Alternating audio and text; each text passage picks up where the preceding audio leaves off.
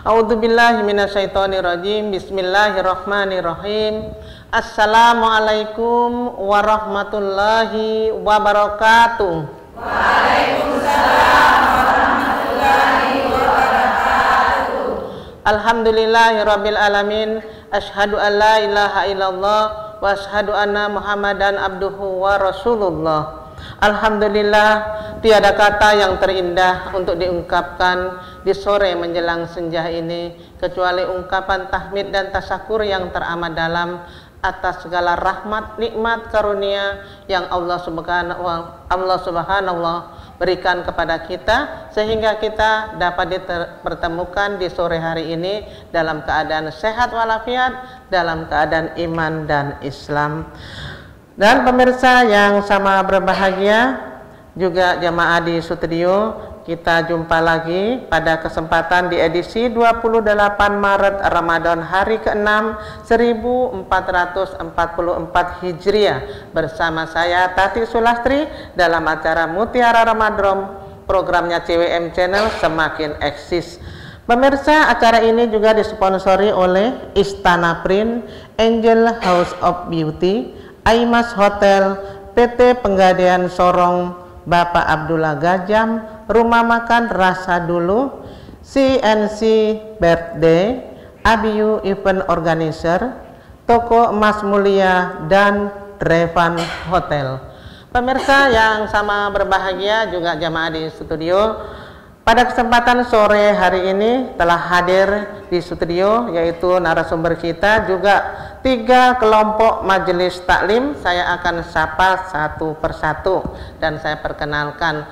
Assalamualaikum warahmatullahi wabarakatuh untuk semuanya. Waalaikumsalam warahmatullahi wabarakatuh.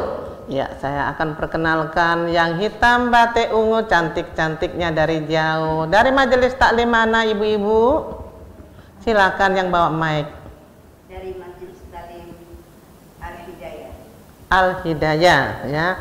Al-Hidayah KKMB ya Bu ya. KKMB. Kalau boleh tahu Ibu, KKMB itu apa itu Bu? Iya. Kerukunan Keluarga Masyarakat Bone. Bone, berarti ini semuanya dari Bone ya Bu ya. Ketua majelis taklimnya yang mana? Iya. Namanya siapa Bu ketua majelis taklimnya? Dengan Ibu siapa? Saya Ibu Nur Ana. Ibu Nur Ana. Anggota majelis taklimnya sendiri ada berapa Ibu? Anggota kami ada 110 Bu, tapi yang hadir cuma ada 30 orang. 170 berarti ya? 110 berarti ada bapak, ada ibu ya. Biasanya kalau keluarga itu bapak, ibu, anak begitu Bu ya kalau pertemuan ya.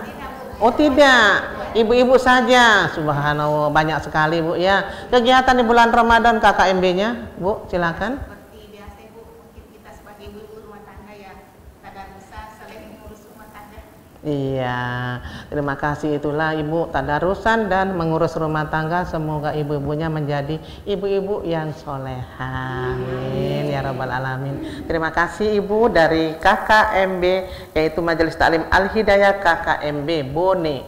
Selanjutnya yang hitam-hitam juga batik ceria dari Majelis Taklim mana? Assalamualaikum warahmatullahi wabarakatuh Ibu-ibu. Waalaikumsalam warahmatullahi wabarakatuh. Iya, dari majelis taklim mana Ibu? Ketuanya siapa? Silakan. Majelis Taklim PAS. PAS. Pasti Astrid Andi Sampara. Oh, PAS itu? Pasti Astrid Andi Sampara. Oh, pasti Iya. Astrid Andi Sampara. Iya, jadi disingkat PAS gitu ya Bu ya. Dan anggotanya ada berapa ini Bu majelis taklim ini? Kurang lebih 80. 80. Yang hadir hari ini 38. Iya, alhamdulillah banyak sekali. Dan kegiatan sendiri Bu, majelis taklim PAS apa saja? Kemarin kita baru adakan buka bersama dan bagi-bagi takjil di lampu merah. Di lampu merah, Iya. ya di jalan. Terus apa lagi Bu? Dan tadarusan di rumah masing-masing. Di rumah masing-masing. Alhamdulillah, mudah-mudahan tambah berkembang dan tambah maju ya Bu ya majelis taklimnya. Amin. Anggotanya bertambah lagi ya Bu ya. Amin, alhamdulillah. Dan yang paling ujung, yang cantik-cantik manis. Assalamualaikum warahmatullahi wabarakatuh. Waalaikumsalam warahmatullahi wabarakatuh. Dari majelis taklim mana ini, Ibu? Kami dari Majelis Taklim Assalam Kampung Salak. Kampung Salak, Majelis Taklim Assalam Kampung Salak. Ketuanya siapa, Ibu? Dengan saya sendiri, Ibu Rosa. Ibu Rosa. Kegiatannya apa saja, Bu, di bulan Ramadan? Alhamdulillah selama bulan Ramadan ini seperti majelis taklim yang lainnya, kami mengadakan tadarusan, menyediakan takjil di masjid, mengunjungi keluarga yang dikunjungi di sekitaran masjid, dan terakhir kemarin kami mengunjungi saudara kita yang kena musibah kebakaran di pasar bersama. Iya, alhamdulillah kegiatannya sangat padat. Semoga sangat bermanfaat untuk orang-orang yang telah membutuhkan, ya Bu ya. Alhamdulillah, amin. Anggotanya ada berapa, Bu, semuanya? Alhamdulillah kami anggotanya sekitar 90 orang. 90. Tapi yang hadir saat ini sekitar 25 orang karena ada kegiatan lainnya dan juga karena cuaca mungkin. Iya, nggak apa-apa, Bu. Alhamdulillah. Nanti insya Allah sehat, panjang umur, tahun depan dipenuhin ya, penuh satu baret. Ya, alhamdulillah. Pemirsa juga jamaah di studio kita sudah perkenalkan jamaah pada sore hari ini, dan saya akan perkenalkan narasumber kita yang paling ganteng tentunya karena beliau laki-laki sendiri, kecuali dengan kru CWM. Ya. Assalamualaikum warahmatullahi wabarakatuh, Ustaz. Waalaikumsalam warahmatullahi wabarakatuh. Apa kabar, Ustaz? Alhamdulillah. Alhamdulillah sehat ya, Ustaz. Beliau adalah Bapak Ustadz Sumanti SPDI. Kegiatan Ustadz di bulan Ramadan? Ya, alhamdulillah sebagai mana biasa masih diamanahi. Ya. Sebagai imam tarawih. Iya. Berarti hari ini nanti imam apa maghribnya izin ya, Ustadz ya? Ada penggantinya ya, Ustadz ya? Insya Allah berkah semuanya. Kolaborasi. Iya, iya. Iya, terima kasih, Ustadz. Materi untuk kesempatan sore hari ini apa ini, Ustadz? Ya, insya Allah hakikat daripada jahiliyah. Oh iya, iya. Jadi 3 hakikat jahiliyah. Dan pemirsa juga sahabat juga jamaah di studio, apa itu 3 hakikat jahiliyah? Kalau dengar jahiliyahnya itu zaman dulu ya, Ustadz ya. Ya, apakah sekarang ada? Dan mari kita dengarkan kajian yang akan dibahas langsung oleh narasumber kita. Silakan, Ustadz. Bismillahirrahmanirrahim. Assalamualaikum warahmatullahi wabarakatuh. Waalaikumsalam warahmatullahi wabarakatuh. Alhamdulillah. Alhamdulillah ala ni'matil iman.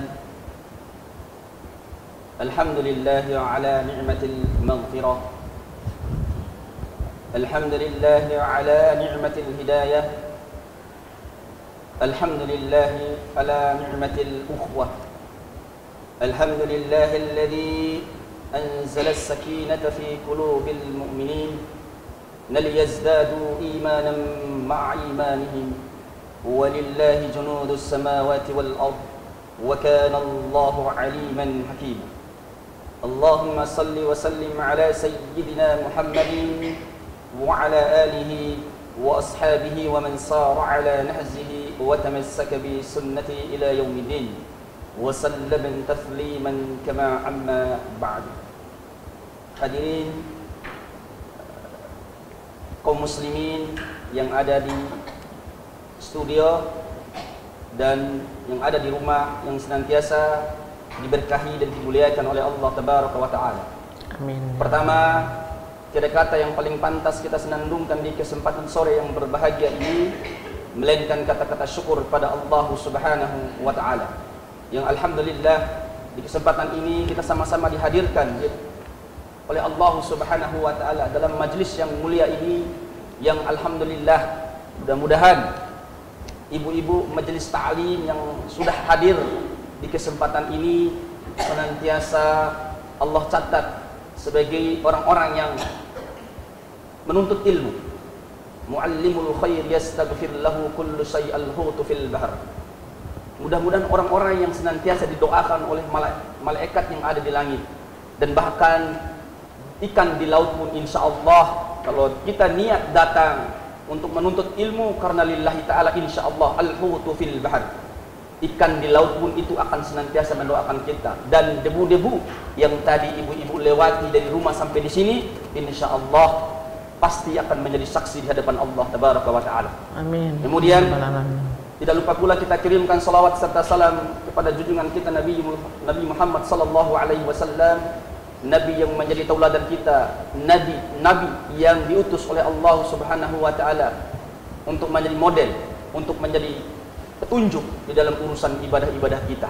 Dan beliau juga adalah salah satu manusia yang dipilih oleh Allah untuk menyempurnakan akhlak, untuk menyempurnakan ajaran-ajaran yang sempat ajaran itu terputus ketika Allah mengutus Nabi Isa alaihi salam. 600 tahun setelah itu, umat terdahulu masih mencari jati diri, masih mencari ibadah atau ritual-ritual yang sesuai dengan tuntunan yang diajarkan oleh Allah Subhanahu wa taala.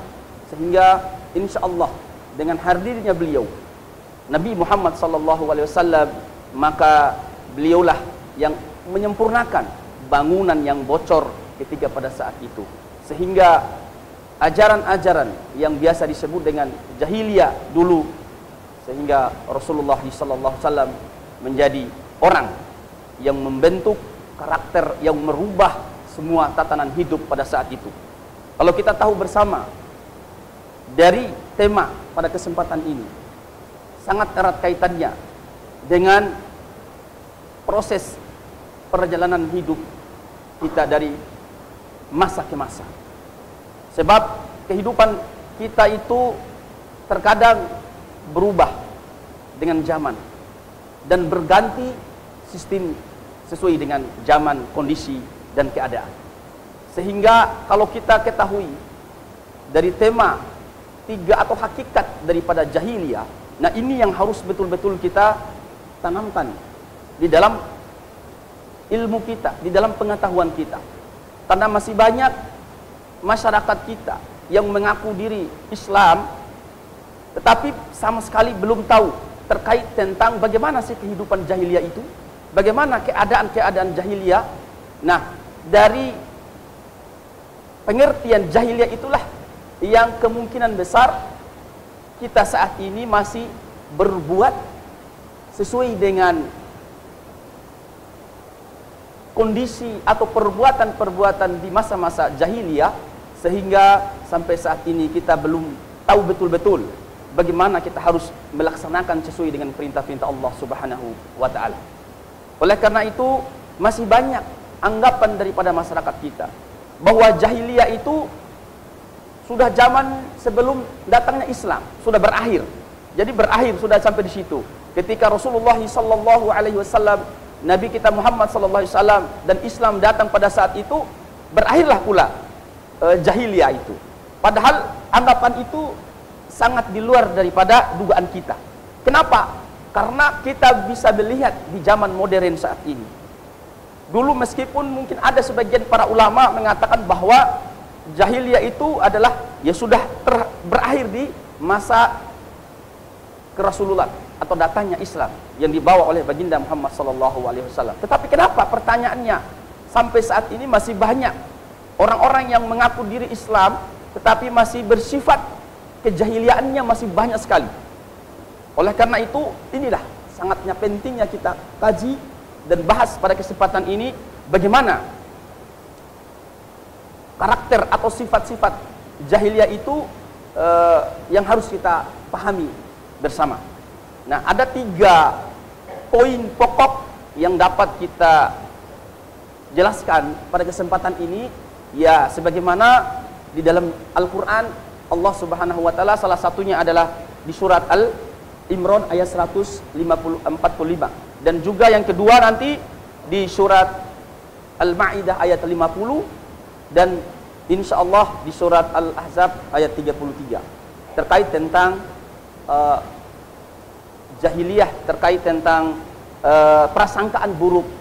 Yang kedua terkait tentang hukum jahiliyah, dan yang ketiga insya Allah akan membahas terkait tentang karakter dan akhlak yang jahiliyah. Ya, salah satunya adalah tabarruj wala tabarrujal jahiliyah. Insya Allah. Hadirin dirahmati Allah Subhanahu wa taala.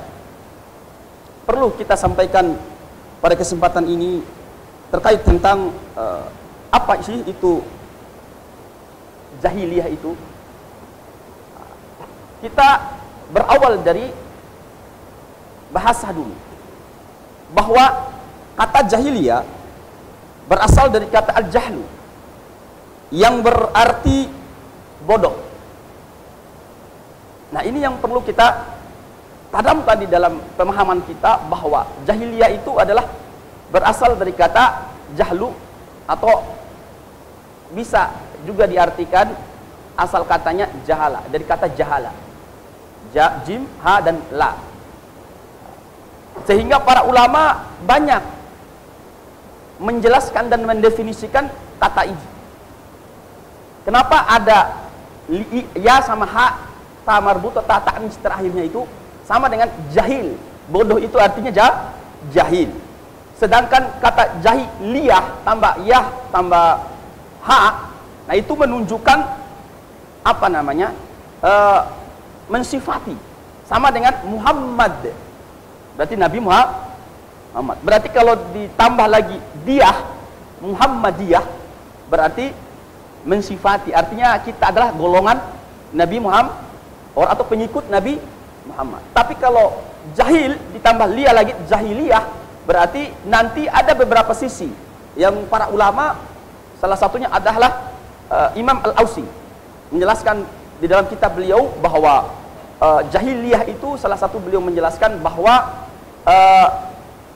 apa namanya, mensifati kata bodoh tadi. Artinya sifat-sifat bodoh atau tidak pengetahuan yang dulu sebelum Nabi Muhammad SAW, nah dibawa ke dalam sisi sifat orang-orang Islam di zaman sekarang, di zaman modern, nah, kalau di istilahnya. Sehingga banyak kita tahu bahwa jahiliyah adalah bodoh terhadap tiga sisi. Yang pertama, tidak mengetahui terhadap ketuhanan. Yang kedua, tidak mengetahui terhadap hukum jahil. Yang ketiga adalah terkait tentang akhlak. Nah, hadirin yang dirahmati oleh Allah Subhanahu wa taala, sedikit kami mereview kembali seperti apa sih jahiliyah dulu. Kok kenapa dinamakan dulu jahiliyah zaman sebelum Rasulullah SAW? Kalau kita baca sejarah, banyak sekali kerancuan dan bahkan sangat-sangat di luar daripada adab kemanusiaan. Salah satu contoh, kalau kita ketahui bahwa dari sisi akidah, banyak para sahabat, para orang terdahulu dari sisi akidah meyakini bahwa bintang-bintang itu bisa menjadi Tuhannya mereka. Bahkan makanan-makanan roti mereka bisa dibuat untuk menjadi penyembahan. Dan bahkan roti itu dibawa ke mana-mana dan disembahnya, kemudian ketika lapar dimakannya. Nah, ini adalah kerancuan kalau kita dikaitkan dari sisi Al-Quran. Dan insya Allah salah satu yang dilakukan oleh orang jahiliyah dulu adalah membunuh anak perempuan. Nah, ini insya Allah nanti kita akan bahas lagi lebih dalam lagi, insya Allah. Demikian kajiannya dan ilmunya sedikit namun padat, dan jamaah di studio juga pemirsa di rumah jangan kemana-mana, tetap ikuti Mutiara Ramadan, karena Mutiara Ramadan akan kembali lagi sesaat setelah jeda iklan berikut ini, insya Allah.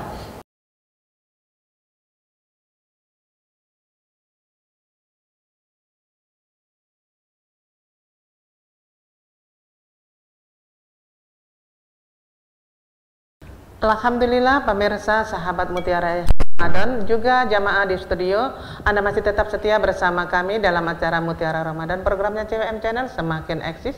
Dan pemirsa masih dengan 3 jamaah kita pada kesempatan sore hari ini, yaitu Majelis Taklim Al-Hidayah KKMB, Majelis Taklim PAS, Majelis Taklim Assalam Kampung Salak, dengan narasumber kita Bapak Ustadz Sumanti SPDI dengan materi 3 hakikat jahiliyah. Apa dan bagaimana tadi sudah sedikit dijelaskan oleh narasumber, namun masih ada beberapa yang akan dibahas. Namun sebelumnya saya akan sapa jamaah yang di studio. Jangan sampai ngantuk. Apa kabar ibu-ibu yang cantik semuanya? Alhamdulillah sehat. Apa kabar ibu-ibu yang cantik semuanya? Alhamdulillah sehat. Masih kurang kompak. Apa kabar ibu-ibu yang cantik semuanya? Alhamdulillah sehat. Alhamdulillah, semangat ya Ibu ya. Bapak Ustadz juga harus semangat. Mari silakan lanjutkan Ustadz ceramahnya. Alhamdulillah sehat. Baik. Baik. Alhamdulillah Rabbil Alamin. Kita akan melanjutkan lagi pembahasan kita terkait tentang 3 hakikat jahiliyah. Tadi kita sudah bersama mendengar latar belakang daripada jahiliyah, dan insya Allah kita akan memasuki pokok pembahasan kita terkait tentang ayat-ayat yang menjelaskan tentang jahiliyah itu. Yang pertama kita ketahui bahwa ayat yang pertama yang menjelaskan tentang prasangkaan, nah, yaitu surat Al-Imran ayat 154. Allah Subhanahu wa taala berfirman, A'udzu billahi minasyaitonir rajim. Bismillahirrahmanirrahim. Wa ta'ifatun qad ahammatuhum anfusahum yadhunnuna billahi ghairi haqqi dhannul jahiliyah. Sedang segolongan lagi telah dicemaskan oleh diri mereka sendiri. Mereka menyangka yang benar terhadap, yang tidak benar itu terhadap Allah, seperti sangkaan-sangkaan jahiliyah. Ayat ini sebenarnya sebelumnya menjelaskan tentang perang Uhud, yang dimana Allah Subhanahu wa taala perang Uhud pada saat itu kalah, tetapi sebagian pasukan dibuat oleh Allah tidur, tapi yang lain dibuat oleh Allah tidak bisa tidur. Yang tidak bisa tidur inilah di ayat ini disebutkan oleh Allah terkait tentang prasangkaan. Ya, karena orang yang ditidurkan itu ternyata pada saat perang itu adalah nikmat dari Allah. Tetapi beda dengan ketika sholat. Kalau orang sholat tidur bukan dari Allah, tapi dari setan. Tetapi ketika perang Allah membuat dia tidur, maka kata Allah ternyata mereka itu adalah yang diberikan nikmat oleh Allah karena capeknya itu. Dan bahkan di dalam sebuah tafsir Al-Imam Ibnu Katsir menjelaskan bahwa tidurnya mereka itu, bahkan para sahabat itu banyak megang pedang jatuh ambil lagi, megang pedang jatuh ambil lagi, sehingga orang-orang yang tidak dibuatkan tidur oleh Allah Subhanahu wa taala itulah yang memang tidak ada niatnya. Dan bahkan sebagian para ulama menjelaskan bahwa itu mereka itu adalah orang-orang munafik karena takut terhadap kematian. Mereka itu takut dibuatkan oleh Allah, ya, perasaan takut terhadap kematian. Dan bahkan mereka membuat pernyataan persangkaan kepada Allah bahwa dengan kekalahan kaum muslimin itu pada saat itu, bahwa Allah tidak bisa membuat kemenangan itu. Padahal mungkin Allah membuat suatu cara supaya keyakinan di dalam hati itu betul-betul yakin bahwa kekalahan, kemenangan itu datangnya dari Allah Subhanahu wa taala. Begitupun ketika kita mendapatkan suatu keadaan yang baik atau keadaan yang buruk, itu terkadang kita tinggal kita menyikapi dengan kebaikan. Buruk dan baik sebenarnya itu adalah ujian. Ini yang perlu kita luruskan. Hadirin rahmati Allah Subhanahu wa taala, prasangkaan di ayat ini itulah salah satu sifat jahiliyah. Maka hilangkan perasaan buruk terhadap saudara kita. Apalagi ini para sahabat adalah membuat persangkaan buruk kepada Allah. Maka ini, ayat ini sebenarnya para ulama memberikan penjelasan kepada kita sebenarnya. Supaya apa? Supaya kita paham bahwa jangan sampai ada persangkaan buruk terhadap saudara kita. Apalagi terhadap ketentuan yang Allah berikan kepada kita semua. Hilangkan perasaan-perasaan itu. Munculkan dalam hati kita bahwa yakin bahwa datangnya kebaikan dan keburukan itu tidak lepas dari ketentuan dari Allah Subhanahu wa ta'ala. Maka ini yang pertama, ini masalah akidah. Karena prasangka itu hampir sama, identik dengan niat. Karena niat juga itu dalam hati. Ibu-ibu datang dari di sini, datang dari rumah pergi nuntut ilmu di sini, kalau niatnya dalam hati betul-betul mencari ridho Allah, bukan mencari sesuatu yang di luar itu, maka insya Allah saya yakin pasti Allah Maha membalas kebaikan ibu-ibu, insya Allah. Nah, sehingga Syekh Manan Al-Khaliq Al-Qatan hafizahullah menjelaskan makna ayat ini bahwa prasangkaan buruk juga terhadap manusia itu adalah salah satu sifat jahiliyah. Yang kedua, firman Allah Subhanahu wa ta'ala tentang sifat buruk atau sifat jahiliyah yang ada di dalam suatu hukum atau sistem hukum, biasa disebut dengan sistem hukum jahiliyah. Allah Subhanahu wa ta'ala berfirman di dalam surat Al-Maidah ayat 50, afa hukum al-jahiliyah yabaguna man ahsanu minallahi hukman liqaumi yuqinun. Apakah hukum jahiliyah yang mereka kehendaki, dan hukum siapa lagi yang lebih baik daripada hukum Allah bagi orang-orang yang yakin. Al-Imam At-Tabari rahimahullah ta'ala menafsirkan ayat ini, hukum jahiliyah yaitu hukum para penyembah-penyembah selain Allah dahulu. Atau sedangkan menurut Al-Hasan Al-Basri di dalam kitab Tafsir Al-Azim karya Al-Imam Ibnu Katsir menjelaskan bahwa man haka bil ghairi hukmillah fahakamal jahiliyah. Barang siapa yang berhukum dengan hukum selain Allah, selain hukum Allah, maka mereka itu menggunakan hukum yaitu hukum jahiliyah.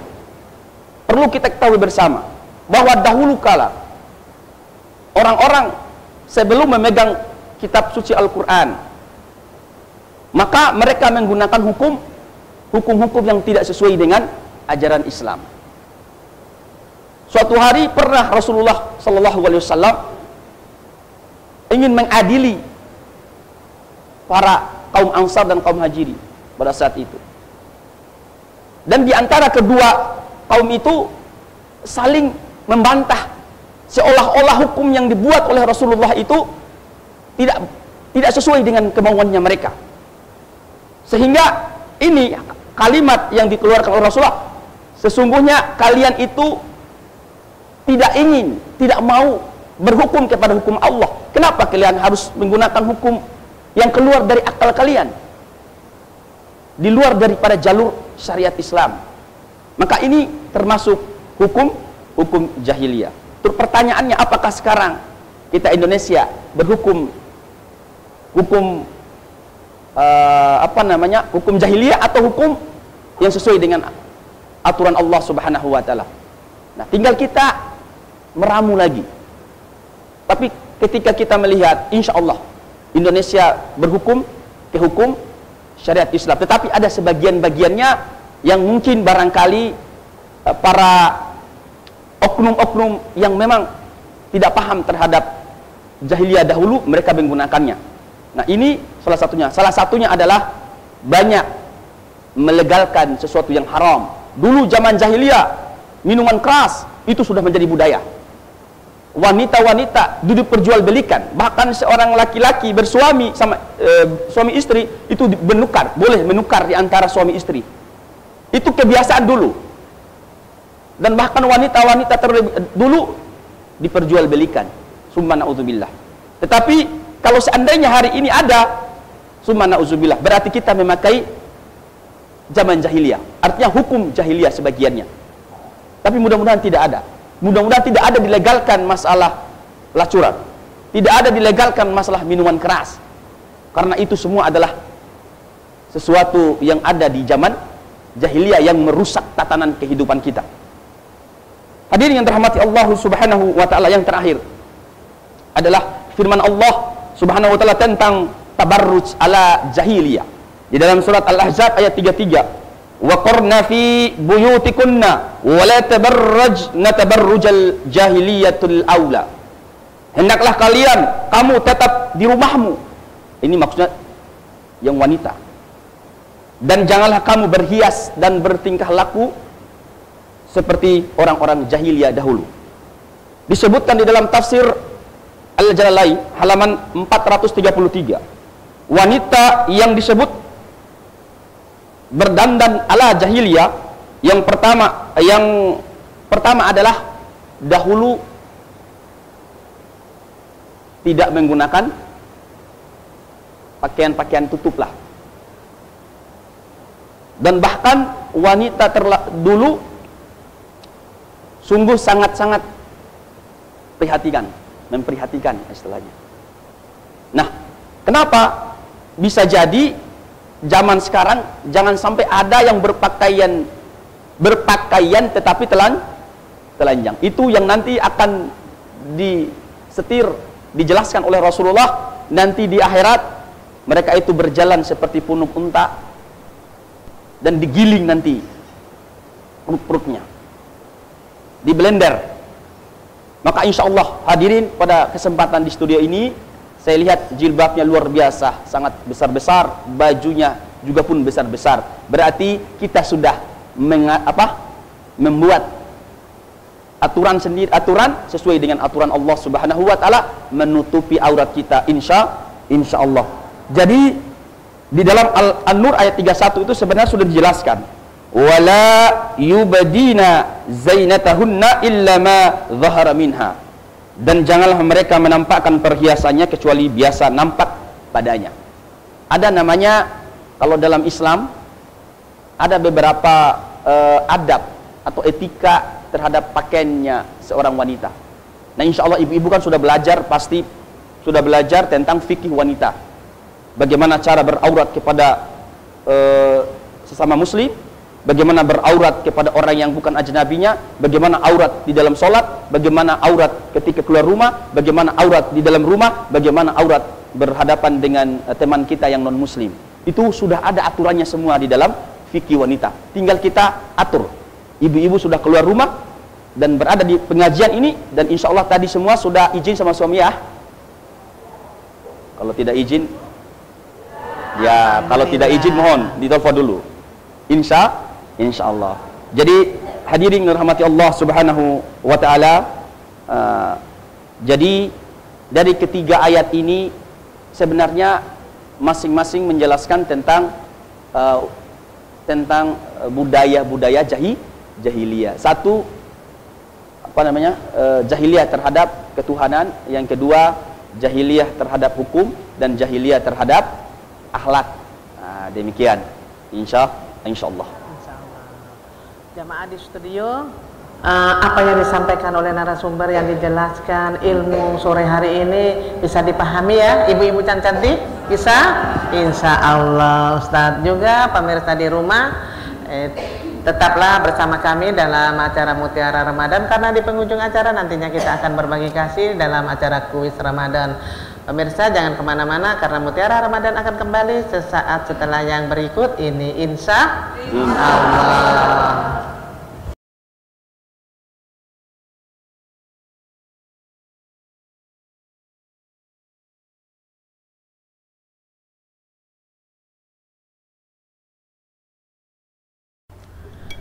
Pemirsa sahabat Mutiara Ramadan dimanapun Anda berada, juga jamaah di studio, terima kasih Anda masih tetap setia bersama kami dalam acara kami yaitu Mutiara Ramadan, programnya CWM Channel semakin eksis. Masih dengan narasumber kita yaitu Bapak Ustadz Sumanti SPDI dengan materi 3 hakikat jahiliyah, dan Majelis Taklim Al-Hidayah KKMB, Majelis Taklim PAS, Majelis Taklim As-Salam Kampung Salak, dengan materi yaitu tadi hakikat jahiliyah. Dan pemirsa, tak terasa kita sudah memasuki sesi dialog. Untuk itu kami memberikan kesempatan kepada jamaah di studio juga pemirsa di rumah dengan line telepon 013 081344607766. Namun pertama kita memberikan kesempatan yang cantik-cantik di studio. Apa kabar ibu-ibu? Alhamdulillah sehat. Masih semangat ibu-ibu? Masih. Alhamdulillah masih semangat. Kalau begitu pertanyaannya yang banyak ya Bu ya, cepat dan padat. Yang di belakang, yang bertanya di belakang boleh berdiri. Silakan kami berikan kesempatan kepada yang ada di sebelah kiri. Silakan, dari mana? Oke, baik. Assalamualaikum warahmatullahi wabarakatuh. Waalaikumsalam warahmatullahi wabarakatuh. Nama saya Ibu Darbi dari Majelis Talim Assalam Kampung Salak. Pak Ustaz, kami ingin bertanya, bagaimana cara untuk menghilangkan prasangka buruk di hati? Terima kasih. Wassalamualaikum warahmatullahi wabarakatuh. Waalaikumsalam warahmatullahi wabarakatuh. Cara untuk menghilangkan prasangka buruk di dalam hati ya Bu ya? Di dalam hati, bukan di luar hati ya. Kita kasih yang satu lagi Ustadz ya, 2 pertanyaan. Oke, kita berikan kesempatan lagi yang cantik-cantik, warna merah-merah, warna oranye, kayak gula-gula. Ya, silakan Ibu. Dari Majelis Talim. Assalamualaikum warahmatullahi wabarakatuh. Waalaikumsalam warahmatullahi wabarakatuh. Saya Haji Saidah Rasman, anggota daripada Majelis Taklim PAS. Pak Ustaz, ada yang saya ingin tanyakan. Kebetulan hampir sama tadi pertanyaannya. Pada zaman dulu atau Nabi Adam itu mempunyai anak. Di situ juga tertanam namanya iri hati dan sampai membunuh saudaranya. Caranya bagaimana? Sekarang ini masih ada tertanam zaman jahiliyah itu bagaimana caranya menghilangkan iri hati tersebut? Itu saja Pak Ustadz. Terima kasih Ibu cantik. Waalaikumsalam warahmatullahi wabarakatuh. Pertanyaannya bagus-bagus ya Ustadz ya. Yang satu dari Ibu Kampung Salak, bagaimana cara untuk menghilangkan prasangka di dalam hati ya Ustadz. Terus yang kedua, bagaimana cara untuk menghilangkan iri hati ya, iri hati ya, hampir sama ya Ustadz ya. Ya silakan Ustadz. Ya baik, terima kasih jazakumullah atas pertanyaannya. Sebenarnya apa ya, konteksnya hampir sama ya sebenarnya maknanya. Tetapi yang perlu kita ketahui bersama, memang prasangkaan itu hampir mirip dengan yuwaswisu fi sudurinas. Siapa yang membuat apa ya, was-was dalam hati kita adalah setan. Setan itu ada 2, maksudnya di situ di ayat surat An-Nas itu, yaitu minal jin an-nas. Makanya setan itu kan diambil dari kata bahasa Arab syaitona yang artinya pembangkang. Kalau jin itu al-ijtina, tidak kelihatan. Berarti setan, jin, manusia itu memang agak beda. Cuma setannya itu sifat seperti manusia sama jin, kalau membangkang berarti setan. Nah, begitu. Kalau hewan juga pun kalau dia membangkang bisa juga disebut dengan setan. Artinya siapapun yang berbuat maksiat, yang membangkang, itulah disebut dengan setan. Nah, sedangkan yang membuat was-was itu adalah dari bangsa jin yang setan. Itu karena apa? Ada faktor-faktor yang membuat kita itu perasaan itu tidak tenang. Nah, ini berarti ada faktor di dalam hati kita.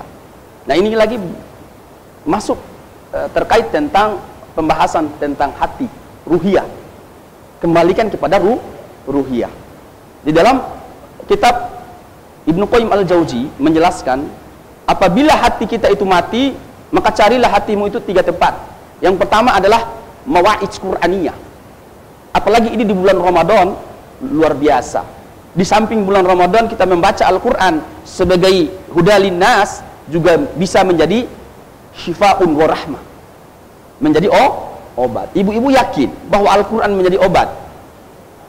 Yakin. Kata syifa beda dengan kata ad-dawa. Kalau ad-dawa itu masih ada harapan untuk sembuh. Tetapi kata syifa di situ, wa nunazzilu minal qur'ani ma huwa syifaa'u wa rahmatun lil mu'minin.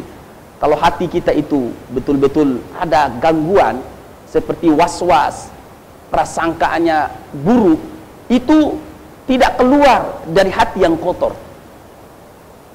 Maka kata hadis Rasulullah, apapun yang keluar dari mulut kita yang kotor, telinga kita yang kotor, mohon maaf, kemaluan kita, itu semua tidak lepas dari hati kita sudah ada terbungkus dengan sampah di dalamnya.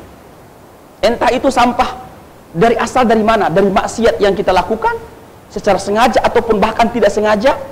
Bisa jadi masuk karena ada dendam, atau mungkin barangkali ada hati kita yang sedikit hitam, sehingga membuat hati kita itu, perasaan kita itu selalu itu negatif perasaannya. Maka kata ulama kita, carilah hatimu itu yang hilang itu. Artinya hati yang hilang itu maksudnya hati ketenangannya itu. Carilah 4 tempat tadi, 3 tempat minimal. 1, mawa'idz Qur'annya, baca Al-Quran setiap hari. Insya Allah saya yakin ibu-ibu terbiasa bacaan Al-Quran di bulan Ramadan ini. Saya yakin nanti ketika kita di akhir bulan Ramadan, apabila lebih dari bacaannya, misalnya di bulan Ramadan 1 juz 1 hari, nanti di luar Ramadan, nanti pasti akan ketemu bahwa kita akan mendapatkan ketenangan kalau memang betul-betul kita baca karena Allah Subhanahu wa Ta'ala. Caranya, itu yang kedua adalah hadiri majelis ilmu. Kita duduk, hadir, niat betul-betul untuk mengangkat kebodohan dalam diri kita. Jangan pernah merasa puas terhadap menuntut ilmu. Lau sahat qulubuna ma sabi'at minal Qur'an. Aku tidak pernah merasa puas terhadap membaca Al-Quran. Kata Imam Abu Bakar As-Siddiq. Sungguh luar biasa. Beliau tidak pernah merasa puas. Kalau seandainya kita pernah merasa puas terhadap kebaikan, menuntut ilmu, belajar ilmu, berarti masih ada hati kita yang kotor itu. Maka perbaiki hati itu. Dengan cara apa? Silakan hadiri majelis ilmu. Jangan merasa ustadz ini saya pilih, ustadz ini tidak perlu. Yang penting siapapun yang berbuat baik, mengajarkan kebaikan, maka disitulah kita akan mendapatkan ketenangan.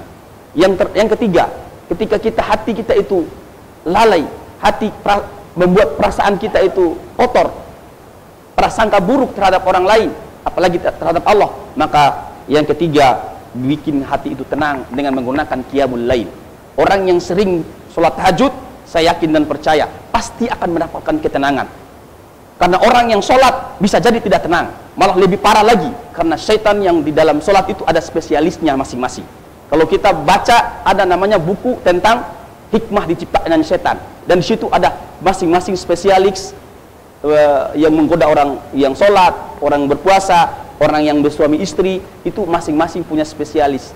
Tapi kalau kita tidak kuat menahan itu, maka tunggulah saatnya setan akan menang. Maka obati hati kita dengan cara 3 hal tadi. Masih banyak sebenarnya kalau kita ambil lagi pendapat-pendapat Al-Imam Asy-Syafi'i, kemudian Imam Al-Ghazali dalam kitabnya Ihya Ulumuddin di bab tentang hati itu, obat di hati itu banyak sekali. Tetapi di sini kita terbatas menjawabnya. Yang penting bisa masuk dan bisa paham sesuai dengan apa yang menjadi pertanyaan tadi. Insya Allah. Baik Ustadz, juga ibu-ibu jamaah yang bertanya tadi ya, yaitu 3 poin supaya kita tadi tidak ada iri di hati dan dengki, yaitu kita rajin membaca Al-Quran, hadiri majelis ilmu, qiyamul lail, sholat malam ya Ustadz ya. Ya, kita berikan kesempatan lagi yang cantik-cantik batik-batik ungu dari majelis taklim Al-Hidayah. Silakan yang mau bertanya. Dengan ibu siapa?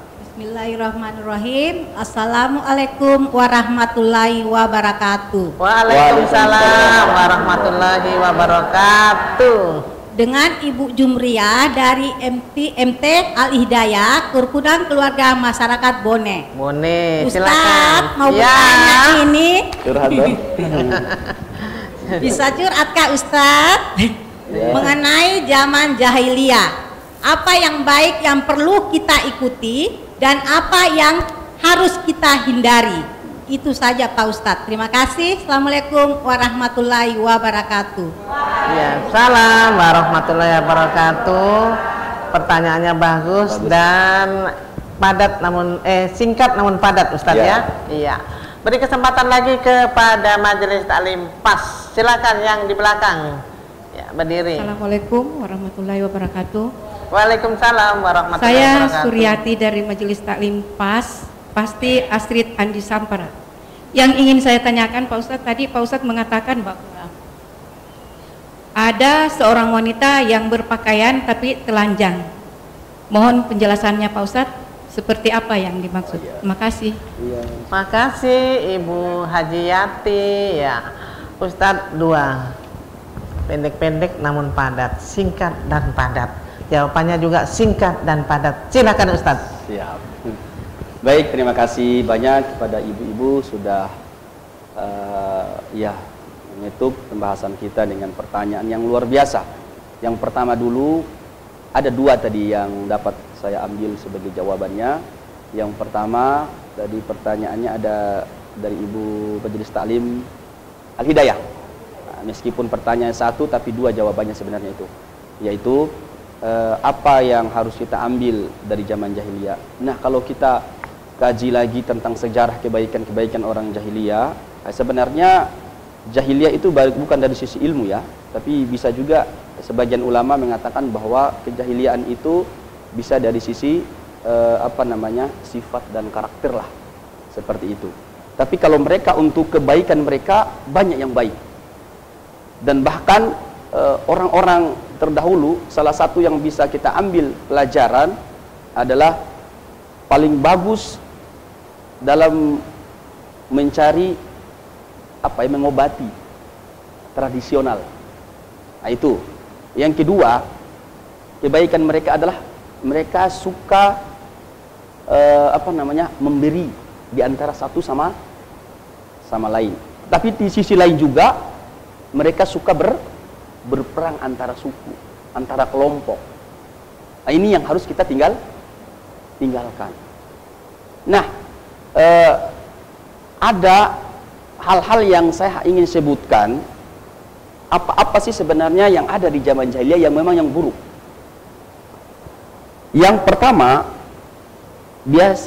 kebiasaan zaman jahiliyah adalah menguburkan anak perempuan.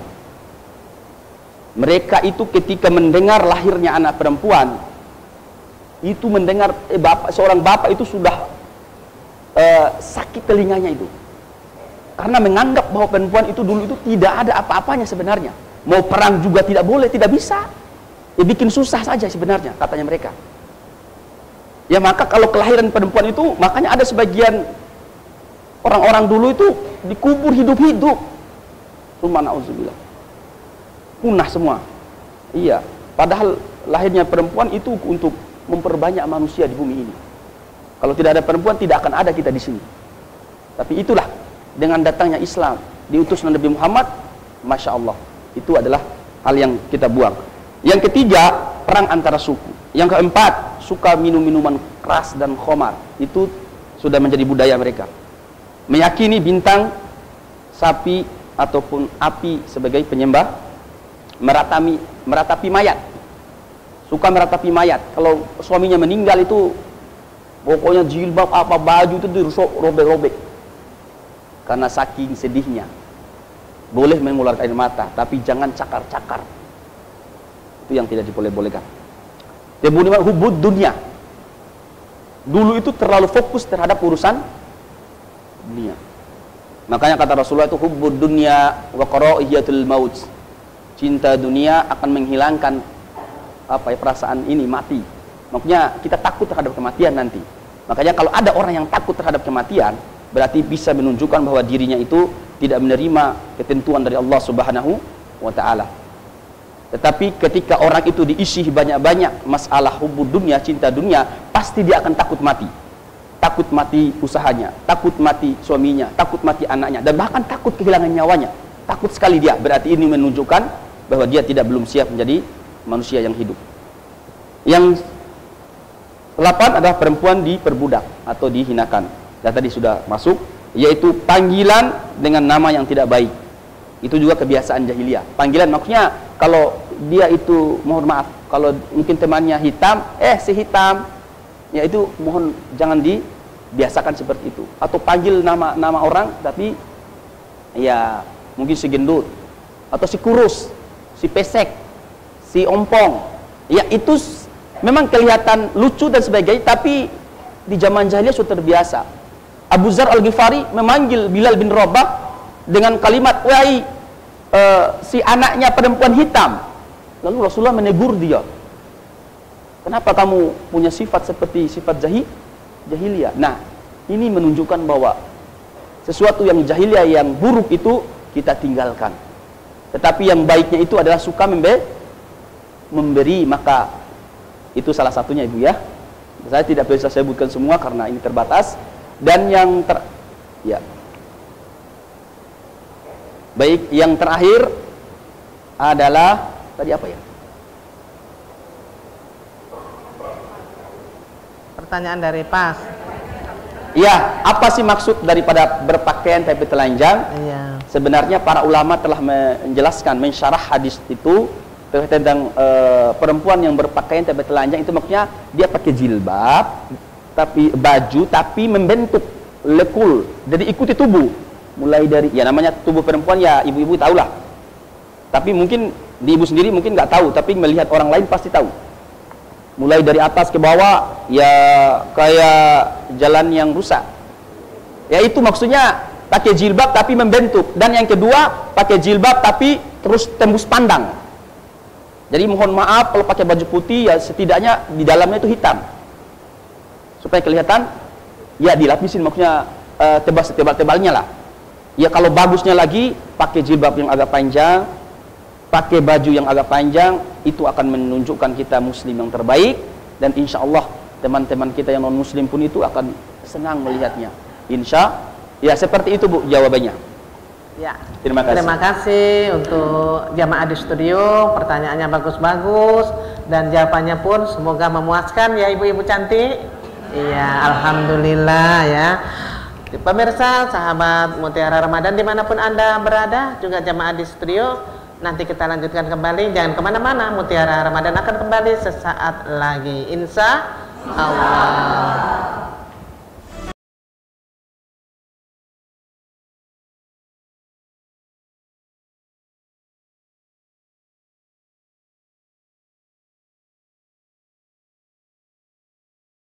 Pemirsa CWM dimanapun Anda berada, sahabat Mutiara Ramadan, juga jemaah di studio, alhamdulillah Anda masih tetap setia bersama kami.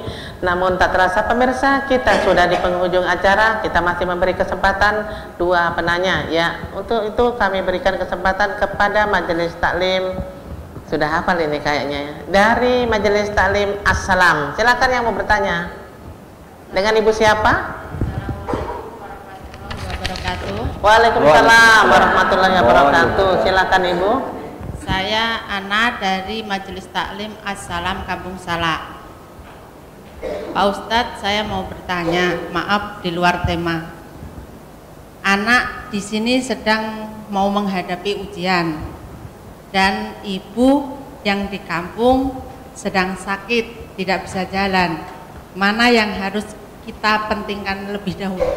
Terima kasih. Assalamualaikum warahmatullahi wabarakatuh. Mana yang didulukan? Waalaikumsalam warahmatullahi wabarakatuh. Kita tampung dua sekalian ya Ustadz ya. Silakan Ibu yang dari Al Hidayah. Silakan. Bismillahirrahmanirrahim. Assalamualaikum warahmatullahi wabarakatuh. Waalaikumsalam warahmatullahi wabarakatuh. Nama saya Ibu Sofia dari Majelis Taklim Kerukunan Keluarga Masyarakat Bone. Iya, silakan Bunda. Ya, mau bertanya seperti yang Ustadz jelaskan tadi, masalah panggilan. Ustadz sudah jelaskan tadi, toh. Nah, bagaimana kalau teman-teman panggil ibu janda? Satu. Ini masalah panggilan yang tadi Pak Ustadz bahas. Sabar, iya. Kemudian di materi itu 3 kategori zaman jahiliyah ya Pak Ustadz, yaitu kebodohan. Nah, masuk hukum, agama dan akidah. Saya mau tanya yang Ustadz jelaskan tadi, bahwa kita manusia itu harus menerima takdir yang Allah berikan. Nah, bagaimana kita orang tua sudah memberikan pelajaran yang terbaik untuk anak-anak, tetapi di dalam proses kehidupannya lain dengan anak-anak dengan kita. Kemarin kan Pak Ustadz jelaskan bahwa di zaman kebodohan anak-anak wanita dibunuh, betul sekali. Tetapi saya mau jelaskan juga, laki-laki juga kalau tidak ada wanita berarti tidak bermanfaat. Jadi ada manfaat dua-dua. Nah sini Pak Ustadz saya mau tanyakan takdir yang Allah berikan. Kita ibu-ibu orang tua semua jelas selalu menginginkan hidup yang terbaik untuk keluarga dan anak-anak. Tetapi kita tidak bisa seperti 24 jam harus mengawasinya. Kita sudah bilang sholat pertanyaannya mengaji. Bunda? Nah pertanyaannya bagaimana menyikapi kalau ada hal terjadi seperti itu, dan bagaimana kita cara mengikhlaskan apabila sudah terjadi kepada kita semua sebagai orang tua. Demikian pertanyaan saya. Wabillahi taufiq wal hidayah. Wassalamualaikum warahmatullahi wabarakatuh. Waalaikumsalam warahmatullahi wabarakatuh. Iya, terima kasih pertanyaannya. Ustadz, dari Ibu Ana tadi bingung ya Ustadz ya, dilema. Anak lagi ujian, orang tua sakit. Ya. Yang mana yang didulukan Ustadz? Mungkin singkat dan padat saja ya, Ustadz ya. Saya singkat saja. Ya. Jadi orang tua yang sakit, yang anak lagi ujian. Berarti kalau ujian berarti ada butuh sesuatu, materi. Kalau tidak ada materi, tidak ujian, terputus di situ. Iya. Kalau orang tua sakit, apa yang dibutuhkan? Berobat, butuh uang juga Ustadz. Butuh kehadiran atau butuh uang juga? Kalau butuh uang, berarti coba kita bahas di antara dua ini, mana yang lebih manfaat dan mana yang mudaratnya lebih besar. Artinya kalau seandainya ada mudaratnya. Kalau kita seandainya anak misalnya tidak ujian, kemudian putus sekolah, berarti kita yang salah. Iya. Kalau seorang tua yang sakit, sebenarnya kita nggak pulang pun itu masih bisa kita berdoa kepada Allah untuk kesembuhannya. Allahumma rabban nas adbi'il ba's dan seterusnya. Atau doa Allahumma rabban nas adhibil ba's dan seterusnya. Pokoknya doa-doa untuk kesembuhannya beliau. Secara jauh juga pun itu sudah menunjukkan ketaatan kita kepada orang tua kita. Kemudian sekarang zamannya teknologi, kalau kita mau kirimkan uang untuk orang tua tetapi uangnya kita terbatas, yang cukup hanya untuk anak kita, berarti yang lebih diutamakan yang mana? Tentu logikanya berarti harus utamakan anak. Bijaknya kita ya Ustadz bisa mengerti ya. Bijak. Anak kita selesaikan urusan ujiannya supaya dia selesai. Orang tua juga kita harus berdoakannya. Kalau memang ada uang ya, kalau memang uang nggak cukup, kita sampaikan secara bijak, tetapi doakan. Tetapi karena orang tua kalau tidak diberikan juga nggak mungkin mati juga istilahnya, mohon maaf. Ya pasti kita kita yang penting bicara yang terbaik. Yang penting kita menyampaikan dengan cara yang baik, ya Ustadz ya. Begitu. Jadi tidak mesti harus mengirimkan uang seharusnya untuk anak kita, kemudian untuk sakit orang tua kita. Bukan berarti kita tidak kirim uang, itu bukan berarti kita tidak menghargai mereka, tidak sayang sama mereka. Justru sayang sama mereka itu kita uang tadi yang cukup segitu tadi sebenarnya untuk cukup terbatas untuk anak kita yang ujian itu, ya itu lebih kita dominankan dulu. Tetapi tanpa mengurangi rasa cinta kita kepada beliau dan kita mohon kepada Allah untuk kesembuhannya beliau. Itu jawabannya. Iya, terus yang selanjutnya Ustadz, mungkin singkat dan padat juga ya, menyikapi tadi kalau kita sudah baik terhadap anak, namun anak masih membuat kita yang harapan kita tidak terlaksana ya Ustadz ya, itu bagaimana? Tapi jawab dulu Ustadz, bagaimana disebut ibu janda, tapi memang dia janda Ustadz ya, bagaimana? Apakah salah atau bagaimana? Tidak boleh ya Ustadz ya?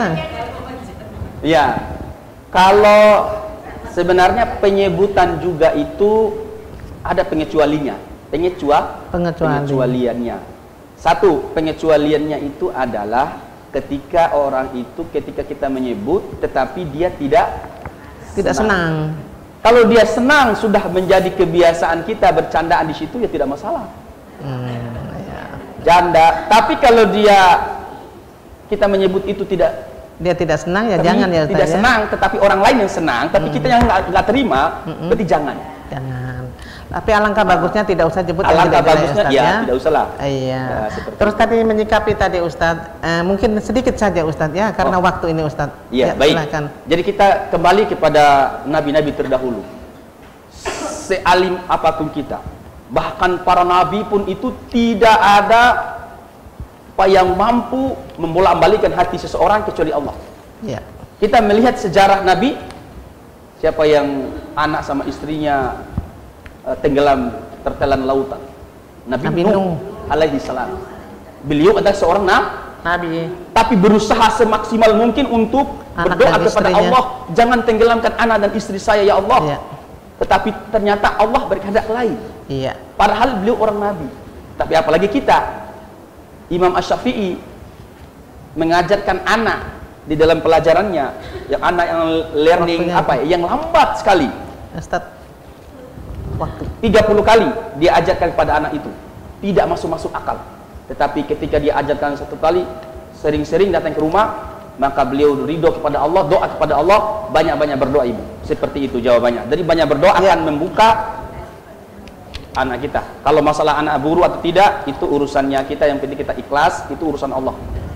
Doa orang tua insya Allah akan dijabah oleh Allah Subhanahu wa Ta'ala. Doa itu baik.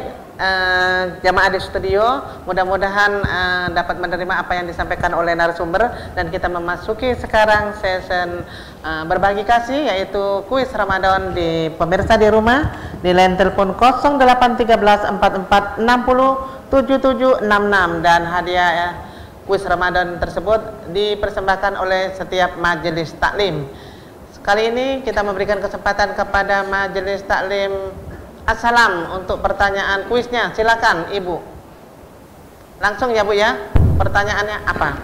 Ya, pertanyaan dari kuis yaitu siapa nama ketua dari Majelis Taklim Assalam dan apa arti dari Assalam itu sendiri? Terima kasih.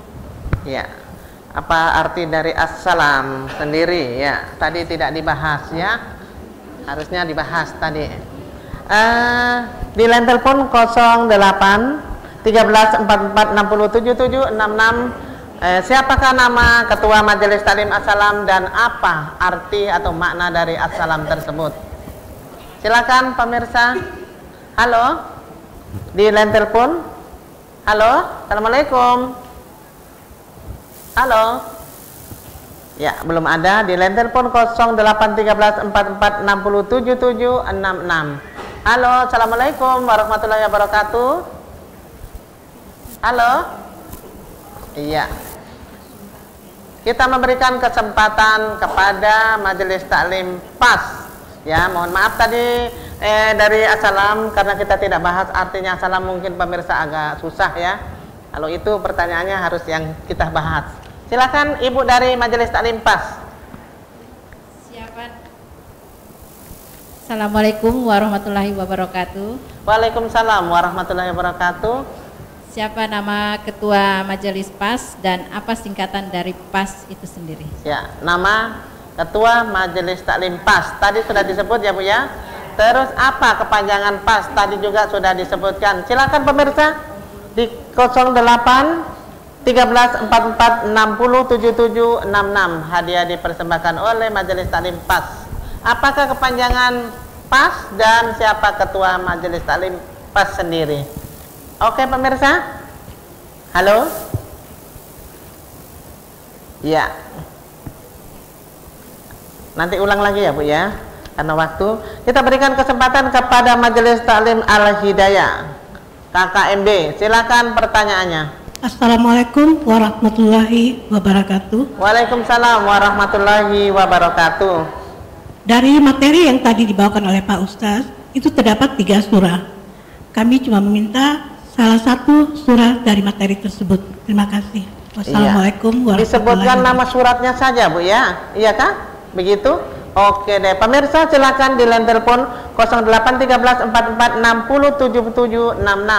Ada 3 surah yang tadi disebutkan oleh Bapak Ustadz, sebutkan yaitu tentang prasangka ya. Semua tentang prasangka ya Ustadz ya, 3. Sebutkan salah satu surah apa tadi? Ya, pemirsa di 081344607766. Halo.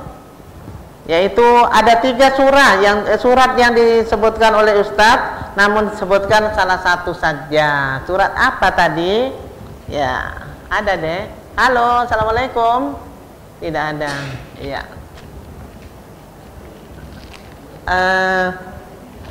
Pemirsa, sahabat Mutiara Ramadan dimanapun Anda berada, karena waktu juga yang telah memisahkan kita, untuk itu kami ucapkan kepada pemirsa yang ya hari ini kurang beruntung ya, juga kami ucapkan kepada sponsor kita yaitu dari Istana Print, Angel House of Beauty, Aimas Hotel, PT Penggadaian Sorong, Bapak Abdullah Gajam, Rumah Makan Rasa Dulu, CNC Beauty, Birthday, Adiu Event Organizer, dan Toko Mas Mulia, serta dari Van Hotel. Pemirsa, sahabat Mutiara Ramadan dimanapun Anda berada, terima kasih juga kepada jamaah yang telah hadir di studio, juga Ustadz atau narasumber kita, Bapak Ustadz Sumanti SPDI, dan seluruh kru CWM Channel, mengucapkan terima kasih atas kebersamaan semuanya. Dan insya Allah kita dipertemukan di esok hari dengan jam yang sama dan majelis taklim atau jamaah yang berbeda, juga narasumbernya berbeda. Terima kasih. Wassalamualaikum warahmatullahi wabarakatuh. Waalaikumsalam. Salatullah, salamullah ala toha rasulillah. Salatullah, salamullah ala yasin habibillah. Tawassalna bi bismillah wa bil hadi rasulillah wa kullil mujahidin